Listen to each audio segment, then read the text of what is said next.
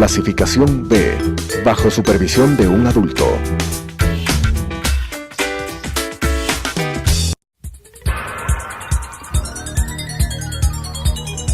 Las opiniones vertidas en este espacio por la producción y dirección del programa son de exclusiva responsabilidad de sus autores y de quienes intervienen en ellos.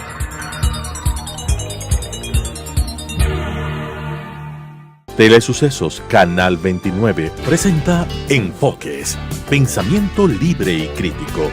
Día a día buscaremos diferentes visiones para la comprensión de la realidad del tercer milenio. Enfoques, un espacio que une noticia, análisis y opinión. Bienvenidos.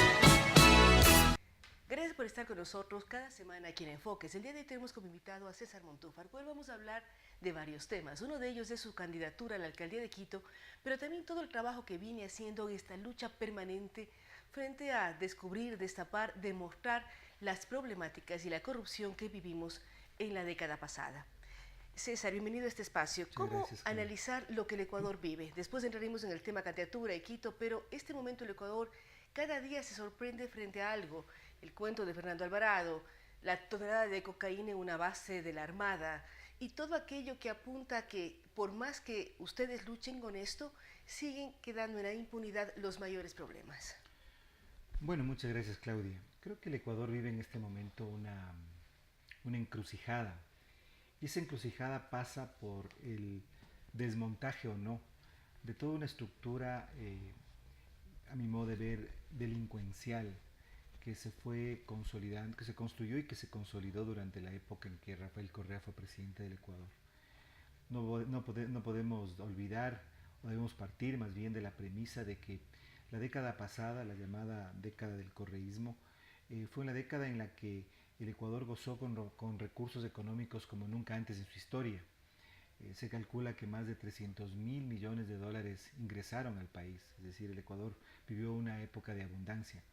Pero esa abundancia, lejos de poner las bases de un desarrollo económico, poner las bases de una sociedad mucho más próspera, mucho más equitativa, con mayores oportunidades, lejos de consolidar una institucionalidad democrática que funcione, lo que dio lugar es a que se configure en el país un modelo de delincuencia organizada y yo llamaría también de corrupción institucionalizada. Pero es muy grave hablar de delincuencia organizada o de corrupción institucionalizada, es decir, cómo desmontar esto, porque fueron años, 10 años, de ir generando estas redes. ¿Cómo desmontar y cómo lograr salir de ello? Bueno, lo primero es descubrirlo, ¿no? Es concienciarnos de que eso fue lo que pasó.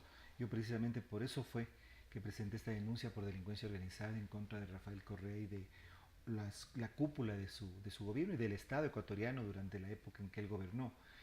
Un tipo de, además, de práctica política corrupta que se fue permeando hacia gran parte, no podría decir todos, pero gran parte de los gobiernos autónomos descentralizados. Es decir, en realidad el Ecuador lo que vivió fue la fusión de un proyecto político con finalidades ilícitas. Y me parece que descubrirlo, y descubrirlo judicial y penalmente, es el primer desafío.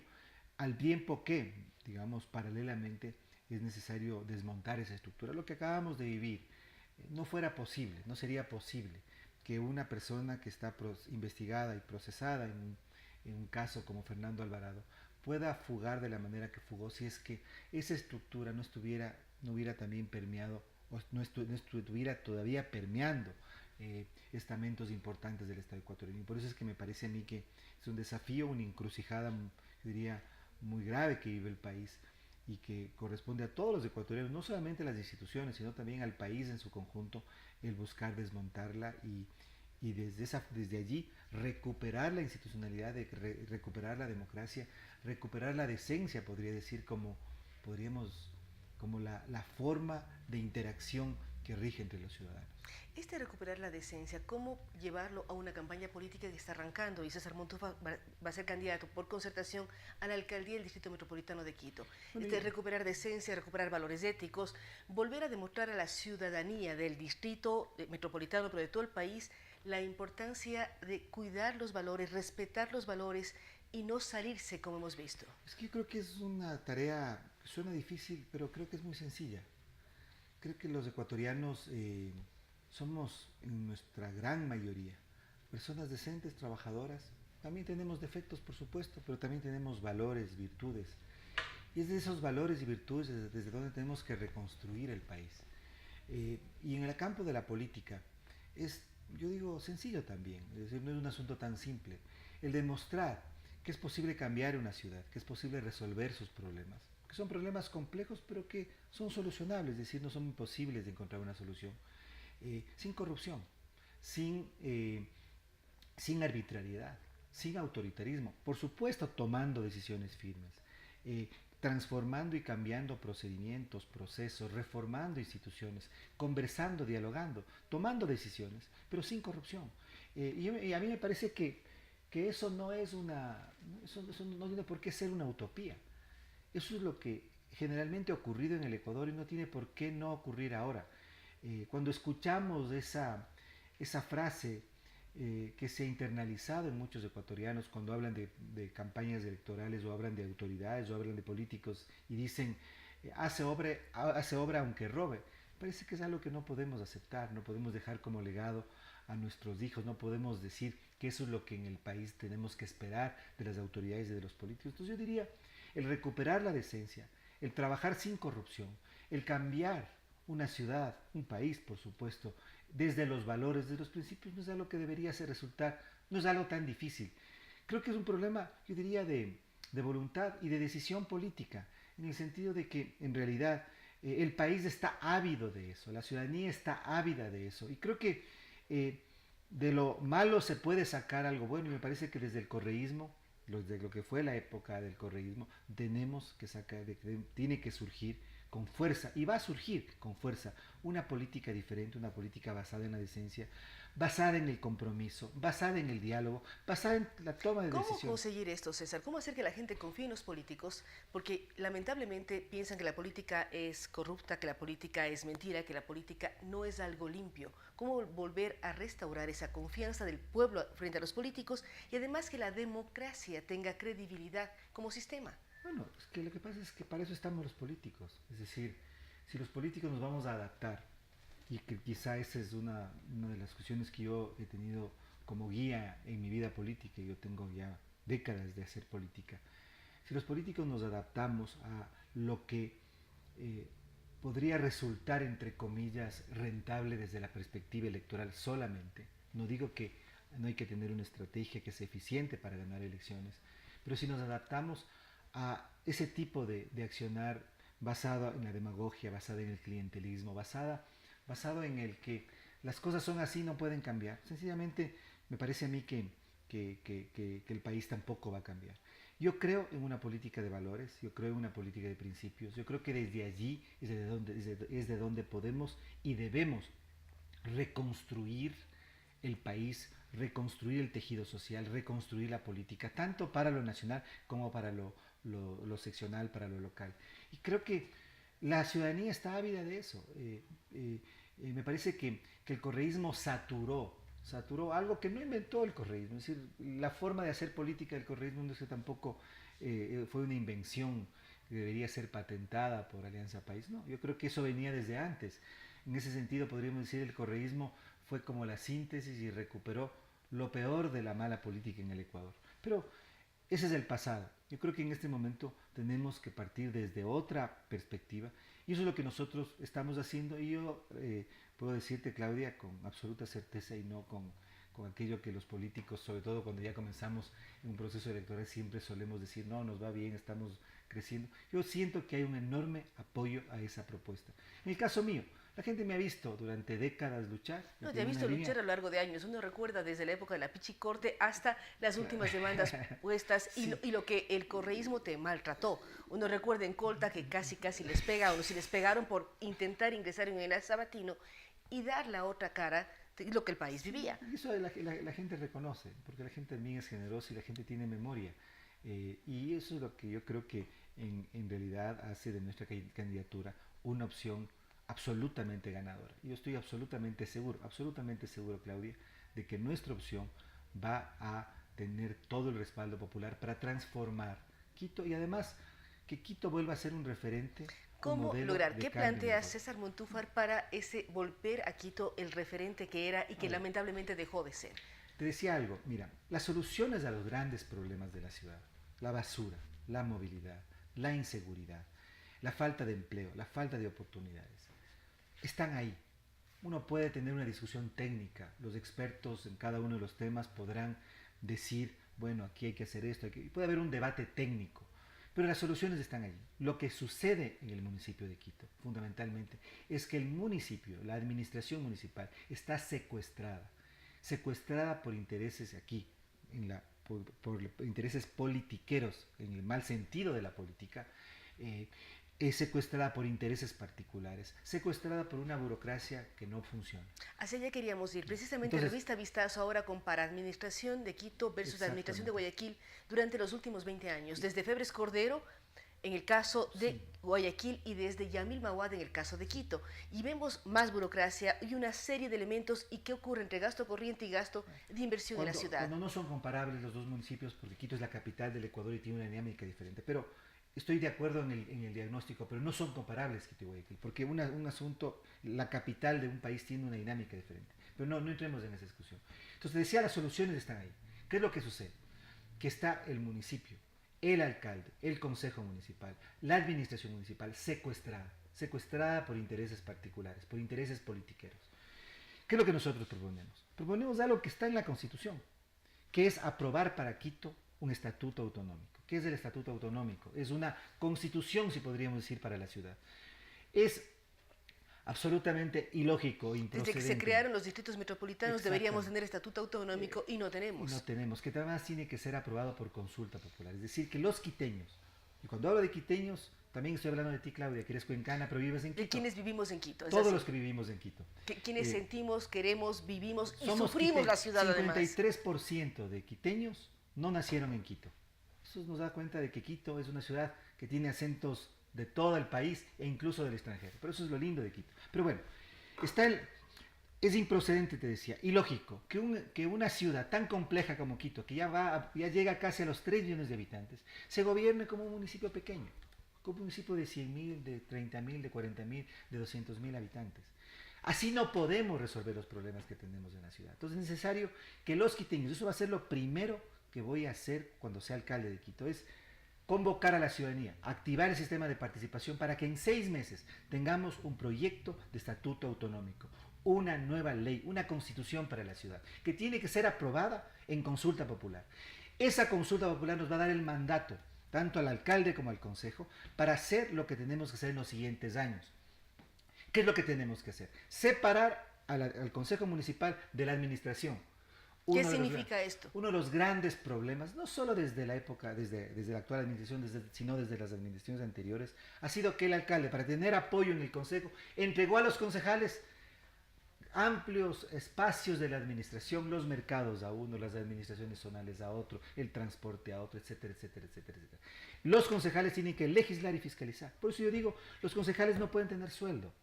No pueden tener asesores, oficina ni carro. Ni carro, no, asesores sí deberían tener, pero oficina por supuesto que sí, pero chofer con guardaespaldas, con vehículo del municipio, eso no puede ser. El mismo alcalde, cuando yo sea alcalde de Quito me voy a movilizar en la misma camioneta que me movilizo siempre. Yo ya puedo llegar a cualquier lugar de la ciudad. Es decir, tenemos que cambiar el sentido del Consejo Municipal como un órgano fiscalizador y legislador. Pero no solamente eso. Es decir, es una réplica de la Asamblea Nacional. El Consejo Municipal fiscaliza, legisla, pero no hace obras. Los concejales no hacen obras. Exactamente. En segundo lugar, tenemos que descentralizar el municipio de Quito.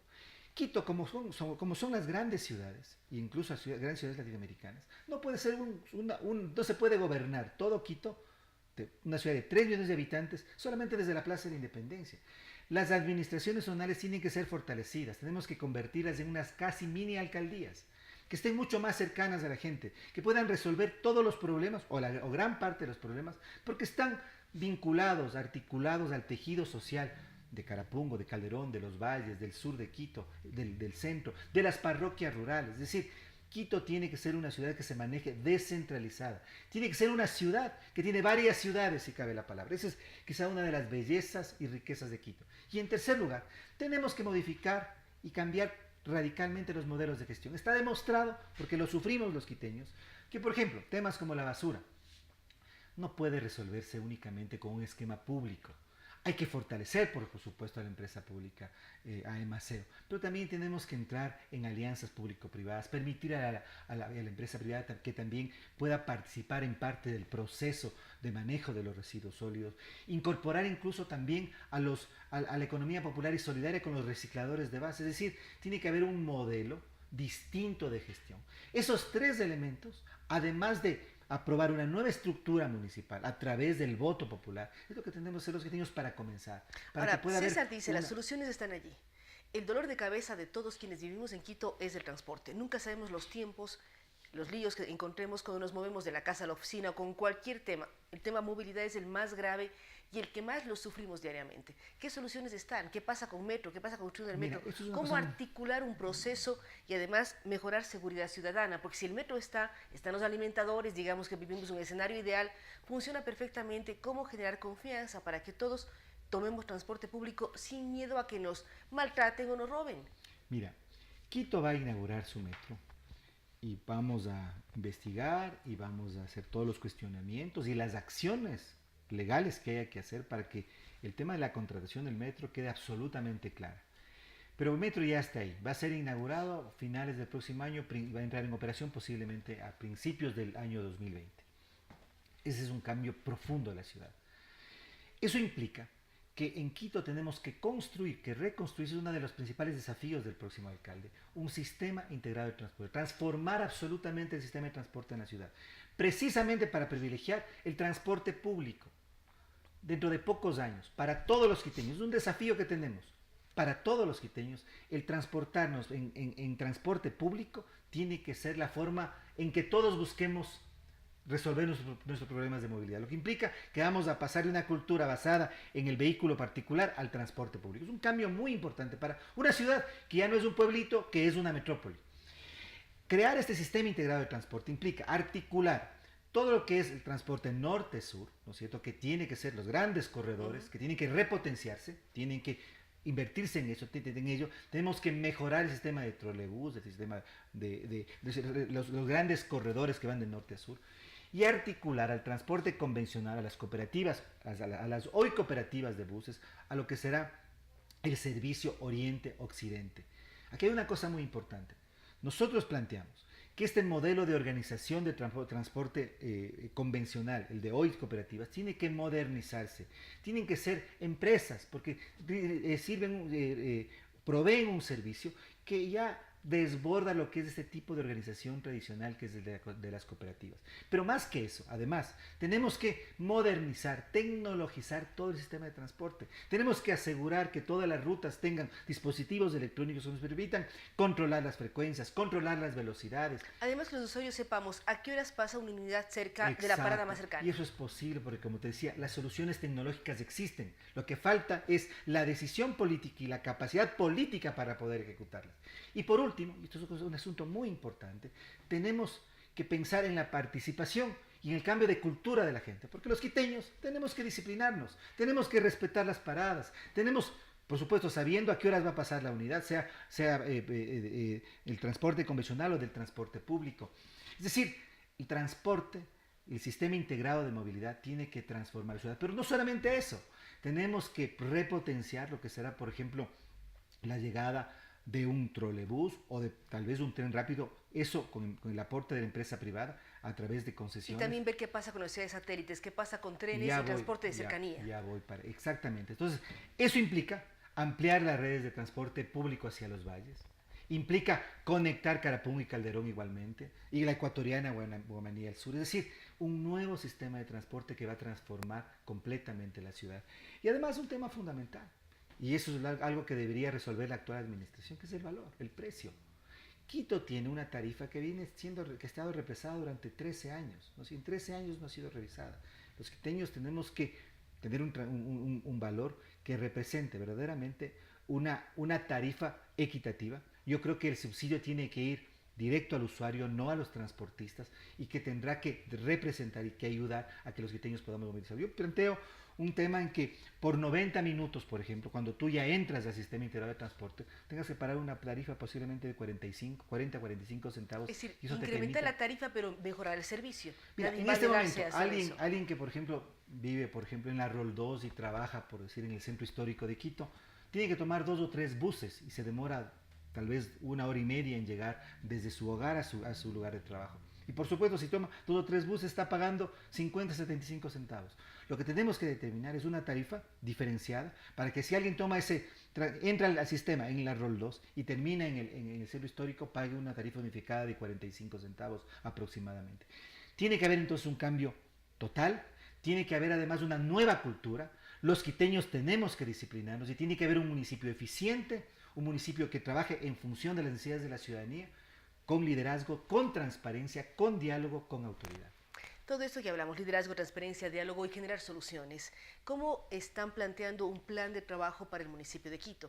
Arrancando con el tema de tener un estatuto autonómico que solamente nos tome los primeros 6 meses al menos, pero cómo ir proyectando y dando respuesta rápida, porque los quiteños y quienes vivimos en Quito necesitamos respuestas ya. Es decir, hay huecos en las vías, hay ríos de basura, hay una serie de problemas que enfrentamos en el diario trajinar y vivir en la ciudad. No es que la solución a estos problemas comienza desde el día 1 en que inicie la próxima administración.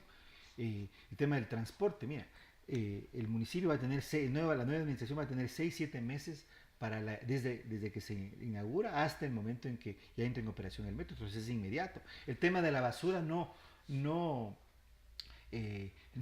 aguanta más demora. Hay que ejecutar, por ejemplo, soluciones emergentes. Mira, aquí, nuevamente, tiene que invitarse a la empresa privada, tiene que hacerse alianzas públicas-privadas, tiene que repotenciarse el Maceo, porque tiene que ser un conjunto, un trabajo entre varios actores, el que va a permitir que tengamos en Quito un manejo eficiente, sustentable, de manejo de los residuos sólidos. Pero también los quiteños tenemos nuevamente la participación ciudadana, la cultura ciudadana. Tenemos que entrar con fuerza en una cultura de reciclaje. Tenemos que entrar con fuerza. Pero siempre y cuando uno recicle en su casa y los camiones de basura también reciclen, porque si no, uno separa la basura, llega el camión y todo se mezcla. Exactamente. Entonces, todo o llega la volqueta. Anoche precisamente yo veía volquetas retirando basura. Hemos regresado 20, 30 años en eso. Es decir, todo tiene que articularse. A eso también tienen que participar los recicladores de base, es decir, la economía popular y solidaria, que es además una fuente de empleo. Y todo eso tiene que conectarse a un sistema de valorización de la basura, de industrialización de la basura. Todo esto es un sistema que hay que crear en donde comenzamos con la participación ciudadana en los hogares, el sistema público, la articulación con el sistema privado y un modelo de industrialización y valorización de la basura. Las soluciones están allí. El problema es cómo ejecutarlas, cómo un liderazgo dialogante, democrático, pero firme en la toma de decisiones puede cambiar los modelos de gestión en Quito. Vamos a estar pendientes de lo que ocurre, César, y vamos a mirar cómo avanza también la campaña política. Gracias nuevamente a César Montúfar por habernos acompañado el día de hoy. Con él hemos hablado de varios temas. Primero, él habla de que se debe dotar de contenido a la política en sí mismo. Él dice, los ecuatorianos somos personas buenas, somos personas honestas y éticas. Lo que hemos vivido en los últimos años hay que desmontarlo, desarticularlo y además que los culpables paguen por los errores o los delitos cometidos. Por otra parte, al hablar de Quito, él habla de 3 ejes fundamentales. Primero, que Quito tenga un reglamento autonómico, una normativa especial al ser distrito metropolitano y al ser además la capital de los ecuatorianos. Por lo tanto, él plantea la posibilidad de una consulta popular para aprobar este estatuto autonómico. Además, él habla de descentralizar la administración. Dice, Quito es una ciudad extremadamente larga, es una metrópoli y cada administración zonal debe ser una mini alcaldía con posibilidades de dar respuesta a sus vecinos, es decir, acercar la autoridad a los vecindarios, a los ciudadanos de Quito. Y además él habla con mucha claridad de la importancia de que Quito tiene que tener alianzas público-privadas. Si hay problemas con la basura, unir empresa privada y distrito metropolitano o municipio para buscar soluciones. Diferentes postulados, diferentes temas planteados, y él dice también, las soluciones están, el punto es planificar, trabajar en equipo y lograr que Quito se convierta en el ejemplo que siempre fue para el resto del país y el resto de Iberoamérica. Nuevamente, gracias a César Montúfar, gracias a usted que nos acompaña semana a semana. Esperamos sus comentarios y sugerencias a través de las redes sociales. Nos vemos el próximo lunes. Las opiniones vertidas en este espacio por la producción y dirección del programa son de exclusiva responsabilidad de sus autores y de quienes intervienen en ellos.